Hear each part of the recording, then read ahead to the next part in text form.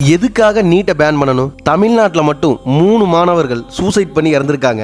India ஃபுல்லா 14 பேர் இறந்திருக்காங்க. இந்த சூசைட் பண்ண மாணவர்கள்ல ஷாக்கிங்கான ரிப்போர்ட் என்னன்னா, இந்த முறையும் சரி இதுக்கு முன்னாடி இறந்தவர்களும் சரி சாதாரண மிடில் கிளாஸ் கூலி வேலைக்கு போறவங்களோட பொண்ணு பசங்க.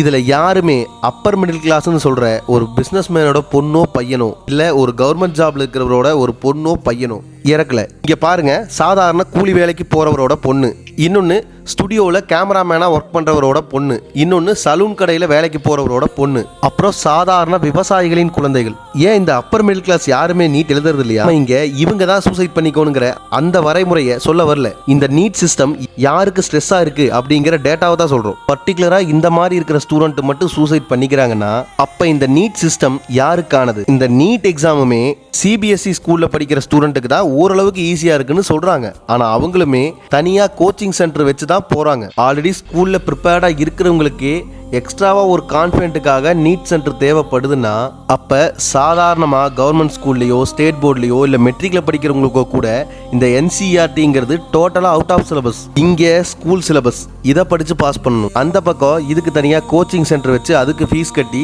அதுக்குள்ள அடாப்ட் ஆகி அதை புரிஞ்சுக்கிட்டு அதை படிக்கணும். இந்த 17-18 வயசுல எவ்வளோ டைம் ஸ்பெண்ட் பண்ணி எவ்வளோ விஷயத்தை சாக்ரிஃபைஸ் பண்ணிட்டு எவ்வளோ ஹார்ட் ஒர்க் பண்ணி இதை படிப்பாங்க.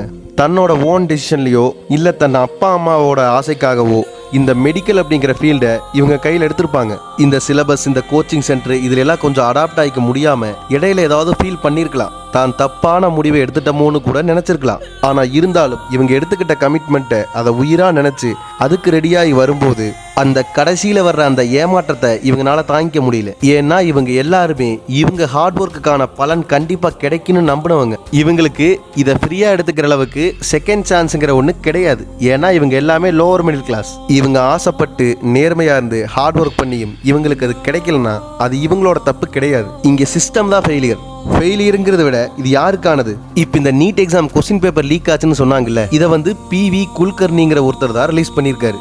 இவர் யாருன்னு பாத்தீங்கன்னா பூனேல ஒரு கெமிஸ்ட்ரி லெக்சரரா இருந்திருக்காரு. இந்த கொஸ்டின் பேப்பர்லாம் லீக் ஆகுது இப்ப மட்டும் இல்ல, பல ஆண்டுகளா இது நடந்துட்டு தான் இருக்கு. இதுக்கு பின்னாடி பல முக்கிய புள்ளிகளுமே இருக்காங்க.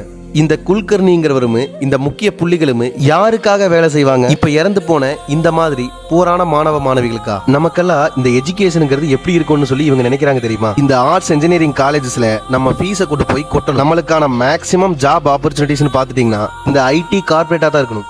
இதை தாண்டி நம்ம வந்துடக்கூடாது. இப்ப கூட 3 பசங்க இந்த சிபிஎஸ்இ வெப்சைட் ஹேக் பண்ணி இவங்களே மார்க் போட்டு காமிச்சு இந்த எக்ஸாமினேஷன் முறைகேடுகளை முழுவதுமே எக்ஸ்போஸ் பண்ணிட்டாங்க. இப்போ எந்த எக்ஸாமுமே நேர்மையா நடத்தப்படுறது இல்லையா? இந்த முறைகேடுகள்லாம் யாருக்காக நடக்குது?